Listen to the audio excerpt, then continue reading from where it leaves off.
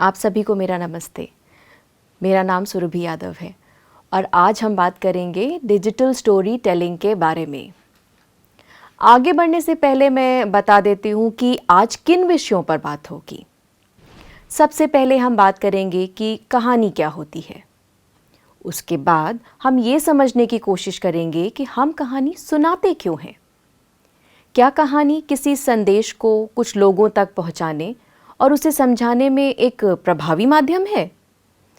फिर हम अपने मुख्य विषय पर आ जाएंगे कि डिजिटल स्टोरी टेलिंग क्या है, क्यों डिजिटल स्टोरी टेलिंग की लोकप्रियता बढ़ती जा रही है, और उसके बाद हम ये समझने की कोशिश करेंगे कि इसे कैसे बनाया जा सकता है। इससे पहले कि हम कहानी और उसकी उत्पत्ति को परिभाषित करने का प्रयास करें, मैं एक बात बहुत स्पष्ट कर देना चाहती हूँ। कहानीकारों के रूप में हमें मनोरंजन, शिक्षा या प्रेरणा के धागों को एक बुनकर की तरह ऐसे बुनना चाहिए कि एक सुंदर आकृति सामने आए जो देखने वाले के मन में छप जाए। कहानी का उद्देश्य हमेशा सिर्फ कुछ कहना नहीं होता, बल्कि कोई ऐसा संदेश देना होता है जिससे कहानीकार खुद को उस समाज से जोड़ सके जिससे वो संवाद करना चाह रहा है। एक कहानी एक घटना का वर्णन है। ये सत्य भी हो सकती है या ये काल्पनिक भी हो सकती है। एक कहानी सूचना, अनुभव, दृष्टिकोण या दृष्टिकोण को स्थानांतरित करने का एक साधन है। हर कहानी में एक टेलर यानी कहानी कहने वाला और एक श्रोता यानी कहानी सुनने वाला होता है। माध्यम कोई भी हो, कहानी कहने वाला और कहानी सुनने वाला या प्राप्त करने वाला होना चाहिए। ये आवश्यक है। कहानी और क्या होती है? कहानी किसी घटना या इंसान का विवरण होती है। कहानी में सिलसिले से घटनाएं, अनुभव, लोग कुछ इस तरह से जुड़े होते हैं जिन्हें अलग नहीं किया जा सकता है। कहानी इन सभी तत्वों से मिलकर रोचक बनती है। कहानी लिखना और कहानी कहना दोनों ही कला है। मानव विज्ञानी हमें बताते हैं कि कहानी सुनाना मानव अस्तित्व का केंद्र है। ये हर ज्ञात संस्कृति के लिए सामान्य है। इसमें टेलर, कहानी सुनाने वाला, और श्रोता, इन दोनों के बीच एक सहजीवी आदान प्रदान शामिल है। एक ऐसा आदान प्रदान जिससे हम बचपन में बातचीत करना सीखते हैं। जिस तरह से मस्तिष्क प्रकृति के दृश्य रूपों में प्रतिरूपों का पता लगाता है, जैसे एक चेहरा, एक आकृति, एक फूल या फिर किसी ध्वनि में कुछ खोजने की कोशिश करता है, वैसे ही कहानी जानकारी में प्रतिरूप का पता लगाने की कोशिश करती है। कहानियाँ अपने आप में सार्वभौमिक हैं। जिस तरह से हम उन्हें बताते हैं वे तकनीक के साथ बदलती आई हैं। हर नए माध्यम ने कथा के एक नए रूप को जन्म दिया है। यूरोप में 1450 के आसपास प्रिंटिंग प्रेस और चल प्रकार यानी मूवेबल टाइप के आविष्कार के कारण पत्रिकाओं और उपन्यास का उदय हुआ। 1890 के आसपास चलचित्र कैमरे के आविष्कार ने एक ज्वलनशील प्रयोग के युग की शुरुआत की, जिसके कारण 1910 तक फीचर फिल्मों का विकास हुआ। 1925 के आसपास टेलीविज़न के आविष्कार से कहानी कहने के नए तरीके सामने आए। अगर बात करें धारावाहिकों की, तो ये लंबे समय तक चलते हैं और एक कहानी को समझाते हैं। वहीं दूसरी तरफ विज्ञापन बहुत थोड़े समय में अपना संदेश लोगों तक पहुंचा देता है। जैसे जैसे इनमें से प्रत्येक मीडिया ने औद्योगिक पैमाने पर उत्पादन और वितरण हासिल किया, हमने 20वीं सदी के मास मीडिया का उदय देखा। समाचार पत्र, पत्रिकाएं, फिल्में, संगीत, टीवी सभी तेजी से बढ़ रहे थे। तकनीक में तेजी से बदलाव आ रहा था। इस बदलाव ने एक नए माध्यम के लिए तैयारी शुरू कर दी थी। और फिर आया इंटरनेट। इंटरनेट ने एक ऐसा ढांचा दिया जिससे हम सारे माध्यमों को एक साथ जोड़कर काम कर सकते हैं। इस इंटरनेट के माध्यम से हम देश विदेश से आसानी से जुड़ने लगे। इंटरनेट ने सारे माध्यमों को एक साथ लाकर उनके साथ एक समय पर एक जगह पर काम करना संभव किया। ये स्वाभाविक रूप से सहभागी है, न केवल संवादात्मक। इसके अलावा ये इमर्सिव भी है, जिसका अर्थ है कि आप इसका उपयोग किसी भी चीज़ के बारे में जितना चाहें उतना गहराई से जानने के लिए कर सकते हैं। अपनी कहानी सुनाना हम इंसानों के जीवन का एक अनिवार्य हिस्सा है। ये हमें उस समुदाय का हिस्सा महसूस करने की अनुमति देता है जो हमारी कहानी जानता है, और ये हमारे आसपास के लोगों के लिए सहानुभूति को बढ़ावा देता है। ये परंपरा प्राचीन काल से चली आ रही है। ये कहानियाँ कभी दूसरों को प्रेरित करने या राज़ी करने के लिए, और कभी जीवन के पाठ सिखाने में एक अहम भूमिका निभाती हैं। कहानी सुनाना उस समय तक फैला हुआ है जब मौखिक इतिहास संचार के साधनों पर हावी था, और अब तत्काल संचार की अनुमति देने वाले प्रौद्योगिकी उपकरणों की बाढ़ ने हमें स्वर्ण युग में वापस ले आए हैं, जहां कहानी फिर से मीडिया परिदृश्य पर हावी है।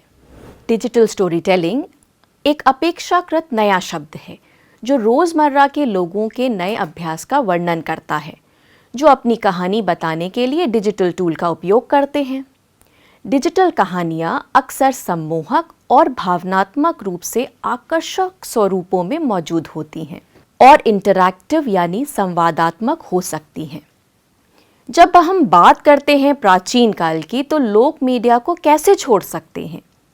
संचार के सबसे प्राचीन और उपयोगी रूपों में से एक मौखिक कहानी कहने की परंपरा थी, जिससे सामूहिक यादें, मिथक, नैतिकता, इतिहास, विश्वास, जीत और एक समुदाय की पराजय मौखिक रूप से एक व्यक्ति से दूसरी व्यक्ति को, एक परिवार से दूसरे परिवार को और एक पीढ़ी से दूसरी पीढ़ी को दी जाती थी।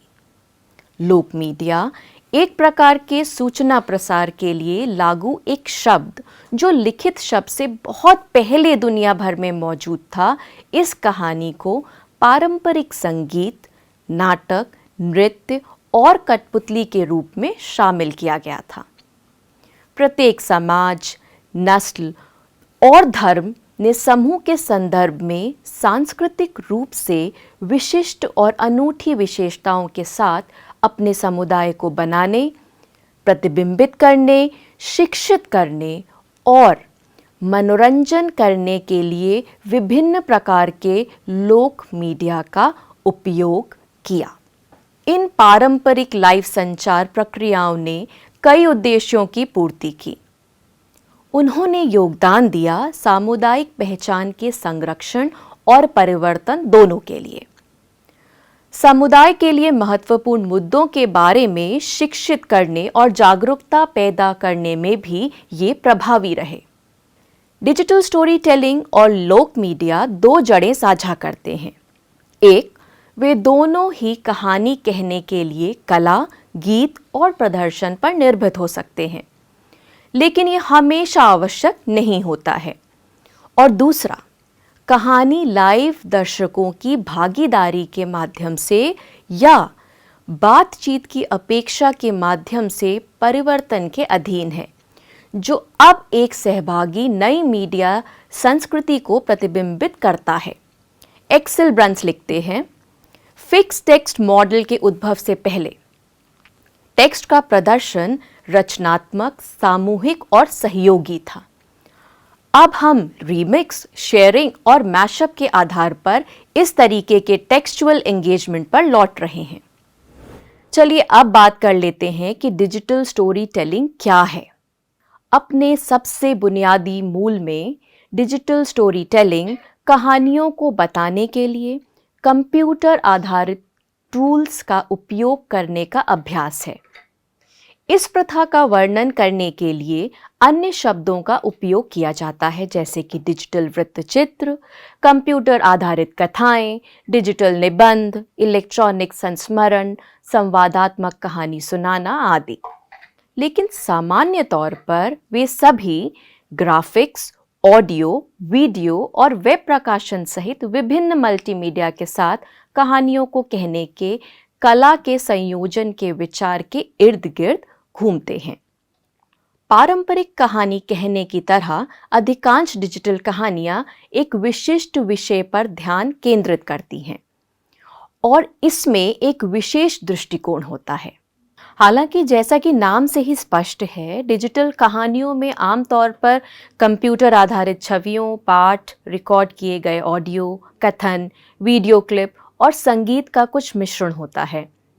डिजिटल कहानियां लंबाई में भिन्न हो सकती हैं, लेकिन शिक्षा में उपयोग की जाने वाली अधिकांश कहानियां आमतौर से 2 से 10 मिनट के बीच चलती हैं और यही अवधि मीडिया में प्रसारित करने के लिए भी सही मानी जाती है।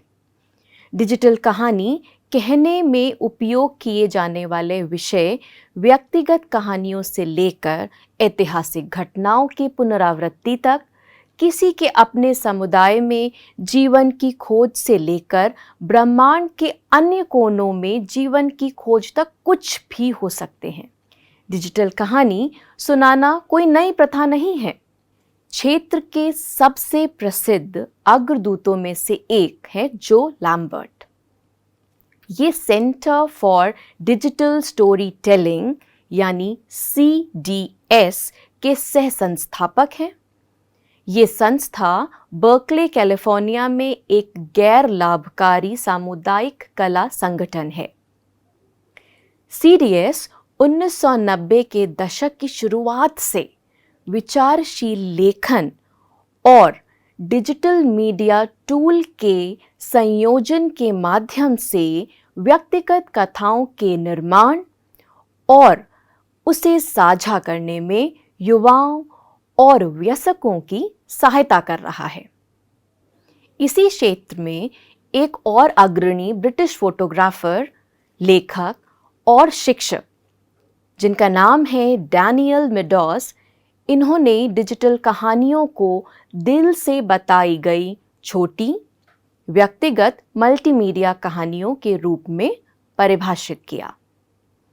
उन्होंने कहा कि डिजिटल अभिव्यक्ति के इस रूप की खूबी ये है कि ये कहानियाँ हर जगह, किसी भी विषय पर, किन्हीं भी लोगों द्वारा बनाई जा सकती हैं और पूरी दुनिया में इलेक्ट्रॉनिक रूप से साझा की जा सकती हैं।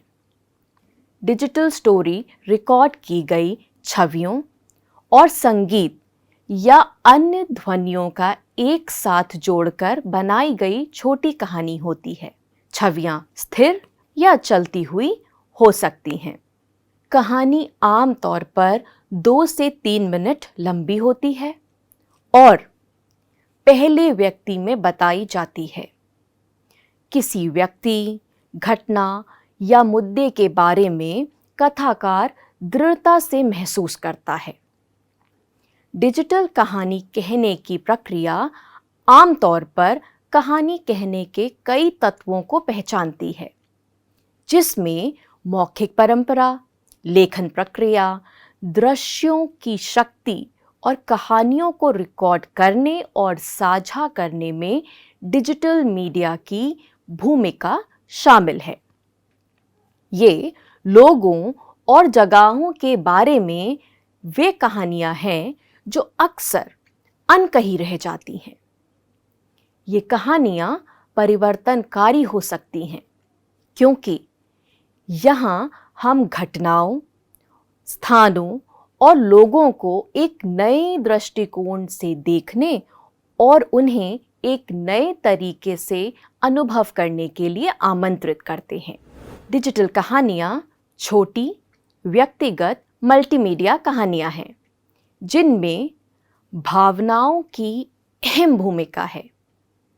ये पहले व्यक्ति में लिखी जाती हैं। उनके निर्माण में 250 शब्दों की शक्ति है। कुछ चित्र, कुछ तत्वों के साथ 2 मिनट की अवधि सही मानी जाती है। डिजिटल कहानियाँ जब सही तरीके से बनाई जाती हैं तो वो कसी हुई काव्यात्मक प्रस्तुति के रूप में उभर कर आती हैं। ये रचनात्मक मल्टीमीडिया प्रस्तुतियाँ जब लोकतांत्रिक मीडिया के उपकरण के रूप में कल्पना की जाती हैं तो ये इतनी क्षमता रखती हैं कि जिन समुदायों के लिए है उनकी सोच को प्रभावित कर सकती हैं। डिजिटल कहानी कहने के 7 तत्व होते हैं। चलिए इन पे अब बात कर लेते हैं। बर्कले कैलिफोर्निया में centre for digital story telling CDS ने डिजिटल स्टोरी टेलिंग के 7 तत्वों के बारे में बताया है। जब भी आप डिजिटल स्टोरी बनाने जा रहे हों तो इन तत्वों को ध्यान में रखना बहुत ज़रूरी है, जिसमें पहला है दृष्टिकोण। कहानी का मुख्य बिंदु क्या है और लेखक का दृष्टिकोण क्या है। दूसरा, एक नाटकीय प्रश्न, यानी एक महत्वपूर्ण प्रश्न जो दर्शकों का ध्यान आकर्षित करता है और जिसका उत्तर कहानी के अंत तक दिया जाएगा। तीसरा, भावनात्मक सामग्री या कंटेंट। यहाँ बात की जाती है उन गंभीर मुद्दों की जो व्यक्तिगत और शक्तिशाली तरीके से जीवंत होते हैं और दर्शकों को कहानी से जोड़ते हैं। चौथा, आपकी आवाज़। दर्शकों को संदर्भ को समझाने में मदद करने के लिए कहानी को निजीकृत करने का एक ये सबसे अच्छा तरीका है। वाणी में सही उतार चढ़ाव और सही से बोलने से कहानीकार अपनी कहानी को भावनात्मक और ज़्यादा प्रभावी बना सकता है। पांचवा, साउंड ट्रैक।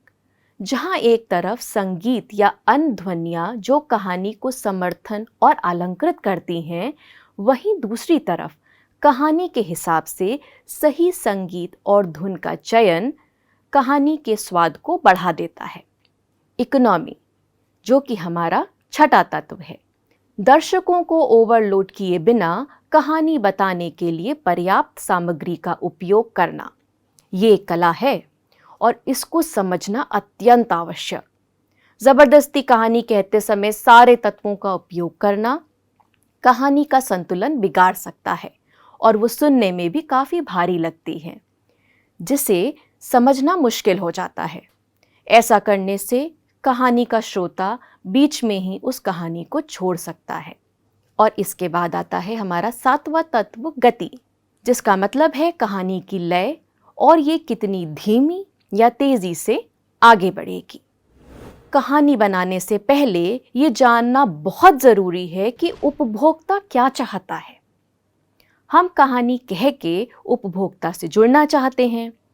यहाँ ये थोड़ा मुश्किल होता है क्योंकि हम कई माध्यमों को साथ में लेकर चल रहे होते हैं, पर शायद यही मुश्किल हमारे लिए वरदान साबित हो जाती है जब हम इन माध्यमों में उपयोग होने वाले तत्वों से अपनी कहानी को रोचक बनाते हैं। कहानी कसी और सधी होनी चाहिए, जिसके लिए ज़रूरी है कहानी का क्रम से लिखा जाना। सामंथा मोरा, जो कि शिक्षक और व्यवसाय हैं और जिन्होंने डिजिटल स्टोरी टेलिंग के विषय पर काफ़ी काम किया है, उन्होंने अपने निबंध 8 steps to digital story telling में कनेक्टिविटी और कहानी के इस नए युग में इन चरणों को विस्तृत रूप से बताया है। पहला चरण, एक विचार के साथ आए और एक प्रस्ताव लिखें। हर महान अभियान या कहानी एक विचार से शुरू होती है और उस विचार की उत्पत्ति कहीं ना कहीं होनी चाहिए। कही जाने वाली कहानी में प्रस्तुत किए गए विचार अगर श्रोता के दिमाग में गूंजते नहीं हैं तो कहानी सपाट हो जाती है। ये सुनिश्चित करना ज़रूरी है कि हम एक महान विचार के साथ शुरुआत करें, उसके बाद उस विचार को अलग अलग माध्यमों में इस्तेमाल किए जाने वाले तत्वों से श्रोता के दिमाग में बैठाएं। ये एक रचनात्मक कार्य है और इसीलिए कहानी कहना एक कला। उसके बाद आता है दूसरा चरण, जिसमें हमको अनुसंधान, अन्वेषण और जानने की ज़रूरत है। एक अच्छे विचार की खोज के लिए एक विश्लेषणात्मक दिमाग से हमें रंग सिद्धांत से लेकर प्लेसमेंट तक हर चीज़ पर शोध करना ज़रूरी है। इस चरण में हम ऑडियंस जनसांख्यिकी, प्रतिस्पर्धा और कई अन्य चर का पता लगाने की कोशिश करते हैं, जिससे कि डिजिटल कहानी को ज़्यादा लोगों तक पहुंचाया जा सके और उसे ज़्यादा लोग याद रख सकें। शोध चरण का एक अन्य महत्वपूर्ण पहलू यह है कि हम उस उत्पाद, सेवा या ब्रांड के बारे में सब कुछ सीख जाते हैं जिसकी कहानी हम बताने की कोशिश कर रहे होते हैं। कभी कभी हमारे शोध के बीच में हमें कुछ ऐसा मिल जाता है जो हमारे अभियान में क्रांतिकारी बदलाव ला सकता है। तीसरे चरण में हम स्क्रिप्ट लिखते हैं। एक बार जब हम तथ्यों, आंकड़ों और डेटा की नींव बना लेते हैं तो हम संदेश भेजना शुरू कर सकते हैं।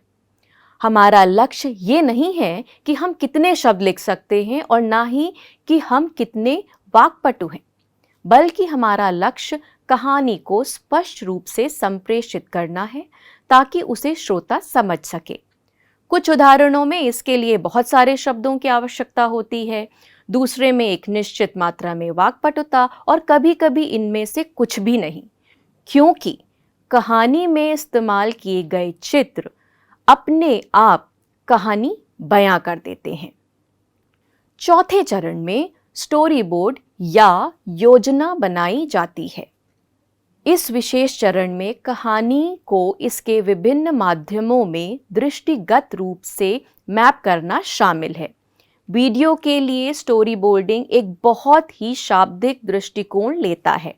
हम चरण 3 से स्क्रिप्ट लेते हैं और स्क्रिप्ट स्टिल फ्रेम की एक श्रृंखला के माध्यम से कहानी बताना शुरू करते हैं, जो स्क्रिप्ट के साथ वीडियो की प्रगति को दर्शाती है।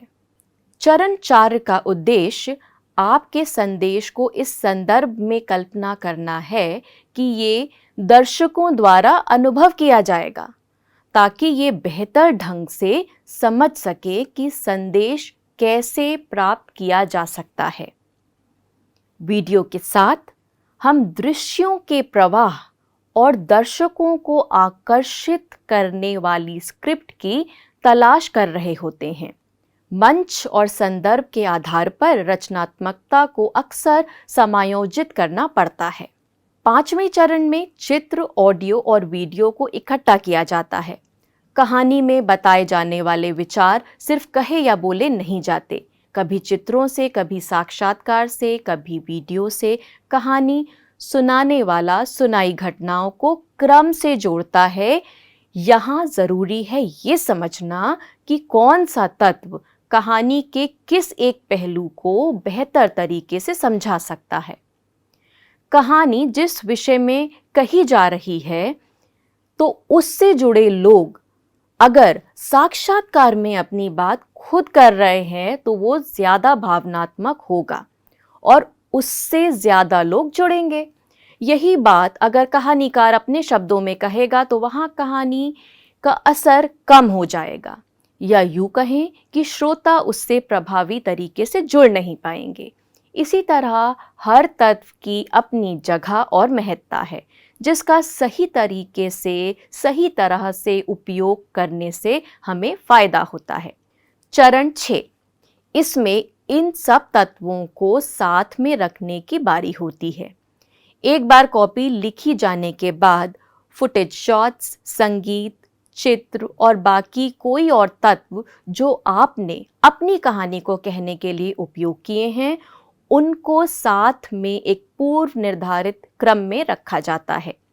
7वें चरण में कहानी को बाहरी दुनिया से साझा किया जाता है, पर इससे पहले कहानीकार अपनी कहानी साझा करे, मेरा सुझाव है कि उसे अपनी कहानी दूसरों को दिखाकर उनसे ईमानदार प्रतिक्रिया और सुझाव ले लेने चाहिए। ये बहुत महत्वपूर्ण है। ऐसा करने से कहानीकार को कहानी प्रेषित करने से पहले उसे सुधारने का मौका मिल जाता है। इसके बाद कहानी बाहरी दुनिया के साथ साझा की जाती है।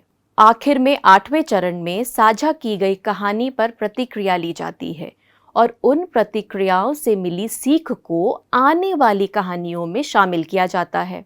ये आमतौर पर कहानीकार छोड़ देते हैं या कहानी साझा करने के बाद उस कहानी को भूल जाते हैं, पर एक अच्छे कहानीकार के लिए आगे अच्छी कहानियाँ कहते रहने के लिए ये एक महत्वपूर्ण चरण है जिसे उसको लांघना नहीं चाहिए। अंत में मैं यही कहना चाहूँगी कि प्राचीन काल से चली आ रही कहानी कहने की प्रथा अभी भी कायम है। बस आज के समय में आधुनिक तकनीक के साथ ये बेहतर हो गई है और इसका नाम डिजिटल स्टोरी टेलिंग में बदल गया है। ये रचनात्मक कला है जिसे किसी ढांचे में बांधा नहीं जाना चाहिए। आपको बताई गई बातें ध्यान में रखना ज़रूरी इसलिए है क्योंकि ये आपको भटकने से बचाएंगी और एक सदी कहानी प्रभावी तरीके से बताने में मदद करेंगी। मैं उम्मीद करती हूँ कि आज के लेक्चर में बताई गई बातें आपको समझ आई होंगी। धन्यवाद।